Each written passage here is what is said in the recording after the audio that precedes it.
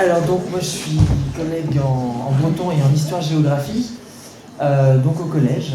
Donc du coup on a un travail quand même sur des rythmes un peu différents.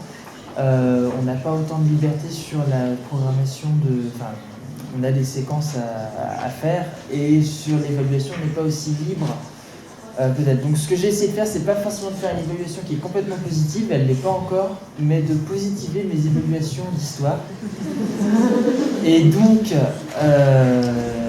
une des manières que j'ai trouvées, c'est ce que j'appelle l'évaluation des films. Donc c'est une idée qui a été soufflée par mon tuteur en breton à l'ESP. Donc c'est une évaluation où on va avoir en fait deux sujets qui portent sur un ou plusieurs chapitres qui ont été étudiés en histoire, parce que souvent je rassemble mes petits chapitres d'histoire pour en faire un plus grand.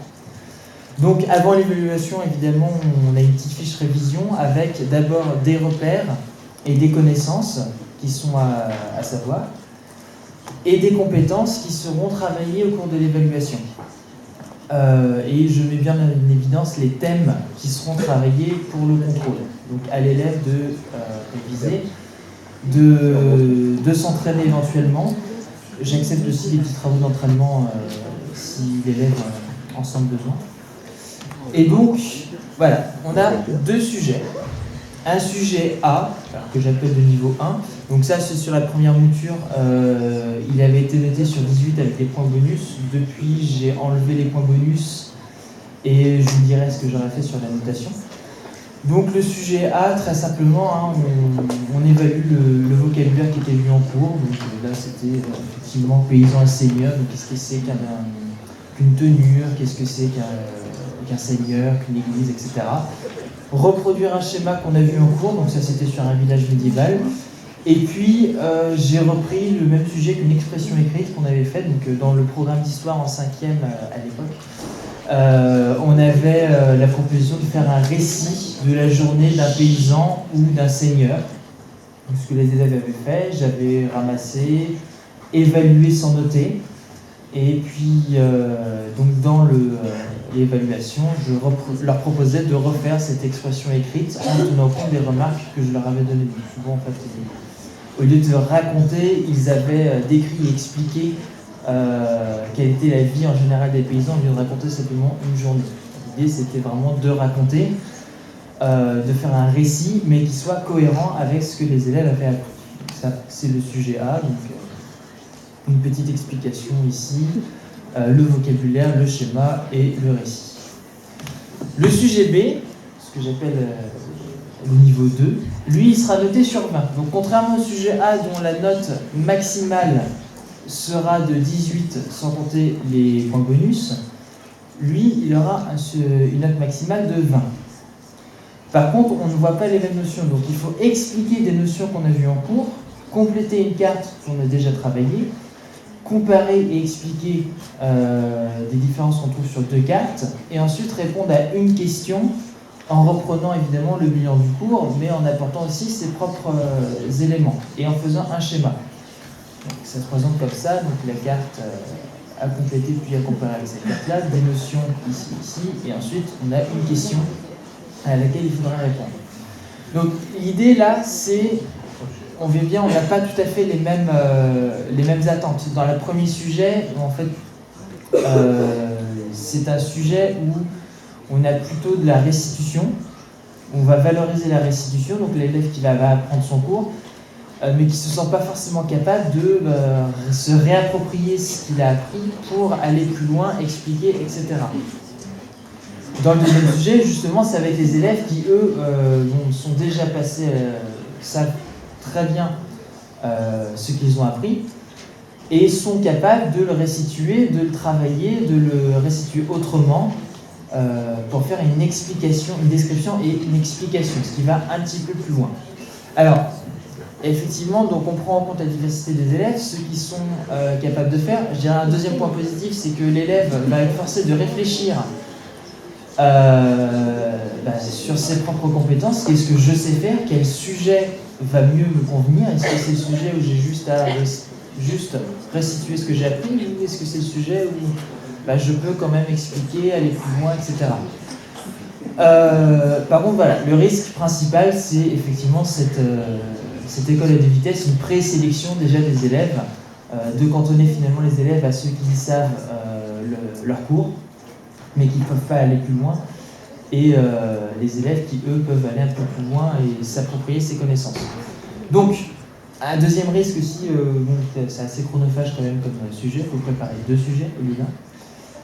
Deuxièmement, il faut, la première fois qu'on fait ce sujet-là, passer un peu de temps pour expliquer le principe aux élèves, parce que c'est en dehors de leurs habitudes, et ils peuvent être facilement, je pense, un petit peu perturbés. Par contre, une fois que l'habitude est prise en place, là, il n'y a plus aucun problème.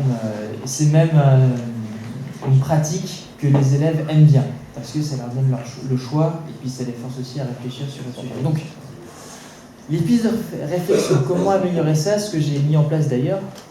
Bon, déjà, la méthodologie, travailler sur la méthodologie en cours, voir quel sujet les élèves ont choisi, l'ont-ils réussi, et aider les élèves qui ont choisi le premier sujet à basculer progressivement vers le deuxième sujet. Donc, travailler effectivement l'explication, la création de schémas, de cartes, etc. On a des liens effectivement avec l'aide personnalisée, en particulier ce qui sera mis en place à partir de l'année prochaine au collège. Donc vraiment profiter de ces temps d'aide personnalisée où on n'est pas censé travailler le programme, mais on est censé travailler les compétences. Donc là, c'est vraiment l'occasion. Il faut encourager effectivement, ce que je disais, les élèves à passer d'un sujet à l'autre. Alors, ce que j'ai fait, une des manières, c'est effectivement de baisser progressivement la note du premier sujet. Donc dans le deuxième sujet, on a la note maximale est de 17,5 points. J'ai pas encore fait de troisième sujet, mais je baisserai à 17. Par contre, la note maximale de l'autre sujet B sera toujours de 20 points.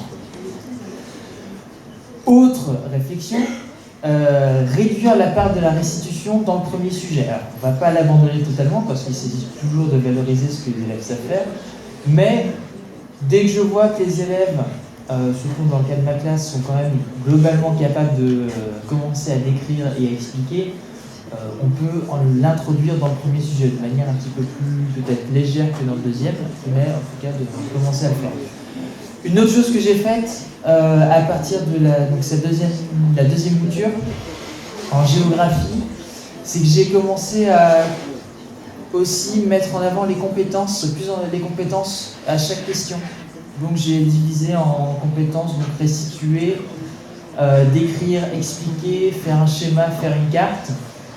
Et à chaque fois, j'ai attribué, alors j'ai juste fait dans un premier temps une note par lettre, mais je vais changer ce système-là, pour montrer aux élèves quelles compétences ont-ils réussi à le mieux mettre en œuvre, et quelles compétences ont été moins bien mises en œuvre. Je pense que éventuellement, à partir de l'année prochaine, ça pourrait être une manière de fonctionner sans notes en histoire-géographie, de juste évaluer les compétences. L'institution nous demande encore de fonctionner avec des notes, donc il va falloir se débrouiller pour en avoir, mais ça pourrait être une façon de fonctionner sans notes en mettant peut-être à la place des ABC que j'ai fait, des ceintures ou des paliers de réussite de ces compétences. Mais au lieu à chaque fois d'avoir un exercice, parce que j'ai dû donner une note chiffrée, un exercice avec 0,5 points, etc., d'avoir pour chaque exercice à quel point les compétences ont été réussies, et puis d'avoir sur le devoir en soi à quel point les compétences ont été réussies selon certains paliers, certaines ceintures, etc. Ça, c'est des pistes de réflexion à l'avenir à mettre en place progressivement, mais voilà, ça se met en place.